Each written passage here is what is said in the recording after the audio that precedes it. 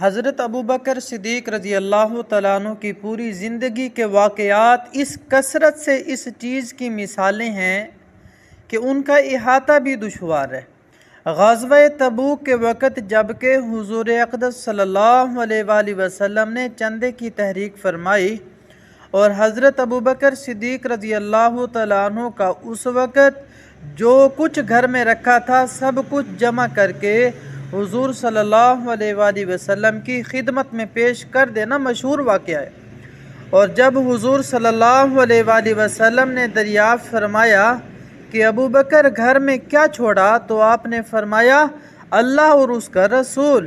یعنی ان کی خوشنودی کا ذخیرہ گھر میں موجود ہے۔ حکایات صحابہ میں یہ قصہ مفصل ذکر کیا گیا ہے اور اس نوع کے دوسرے حضرات کے متعدد واقعات حکایات صحابہ میں بھی لکھ چکا ہوں۔ شیخ فرماتے ہیں حکایات صحابہ میں بھی لکھ چکا ہوں، وہاں دیکھا جائے تو معلوم ہو کہ ایثار، ہمدردی اور اللہ کی راہ میں خرچ کرنا انہی حضرات کا حصہ تھا کہ اس کا کچھ بھی شائبہ ہم لوگوں کو مل جائے تو نہ معلوم ہم اس کو کیا سمجھیں، لیکن ان حضرات کے یہاں یہ روز مرہ کے معمول واقعات تھے، یہ روز مرہ کے معمولی واقعات تھے۔ بالخصوص حضرت ابوبکر صدیق رضی اللہ تعالیٰ عنہ کے متعلق اس سے بڑھ کر کیا وضاحت ہو سکتی ہے کہ خود حق تعالی شانہ نے قرآن پاک میں تعریف کے موقع پر فرمایا وَسَيُجَنَّبُهَا الْأَتْقَى، اور اس آگ سے وہ شخص دور رکھا جائے گا جو بڑا پرہیزگار ہے، جو اپنا مال اس غرض سے اللہ کے راستے میں دیتا ہے کہ پاک ہو جائے اور باجز اپنے عالی شان پروردگار کی رضا جوئی کے کوئی اور اس کی غرض نہیں ہے، اور کسی کا اس کے ذمے کوئی احسان نہ تھا کہ اس کا بدلہ اتارنا مقصود ہو۔ اس میں نہایت ہی مبالغہ اخلاص کا ہے، کیونکہ کسی کے احسان کا بدلہ اتارنا بھی مطلوب اور مندوب ہے، مگر فضیلت میں احسان ابتدائی کے برابر نہیں۔ ابن جوزی رحمۃ اللہ علیہ کہتے ہیں کہ اس بات پر اتفاق ہے کہ یہ آیت شریفہ حضرت ابوبکر صدیق رضی اللہ تعالیٰ عنہ کی شان میں نازل ہوئی۔ حضرت ابو ہریرہ رضی اللہ تعالیٰ عنہ حضور اقدس صلی اللہ علیہ وآلہ وسلم کا ارشاد نقل کرتے ہیں کہ مجھے کسی کے مال نے اتنا نفع نہیں دیا جتنا ابوبکر کے مال نے دیا۔ حضور صلی اللہ علیہ وآلہ وسلم کا یہ ارشاد سن کر حضرت ابوبکر رضی اللہ تعالیٰ عنہ رونے لگے اور عرض کیا یا رسول اللہ صلی اللہ علیہ وآلہ وسلم، کیا میں اور میرا مال آپ کے سوا کسی اور کا ہے؟ حضور صلی اللہ علیہ وآلہ وسلم کا یہ ارشاد بہت سے صحابہ کرام رضی اللہ تعالیٰ عنہ سے بہت سی روایات میں نقل کیا گیا۔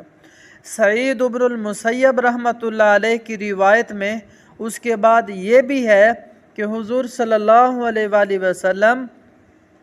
حضرت ابوبکر صدیق رضی اللہ تعالیٰ عنہ کے مال میں اسی طرح تصرف فرماتے تھے جس طرح اپنے مال میں فرماتے تھے۔ سبحان اللہ۔ حضرت عروہ رحمۃ اللہ علیہ کہتے ہیں کہ جس وقت حضرت ابوبکر صدیق رضی اللہ تعالیٰ عنہ مسلمان ہوئے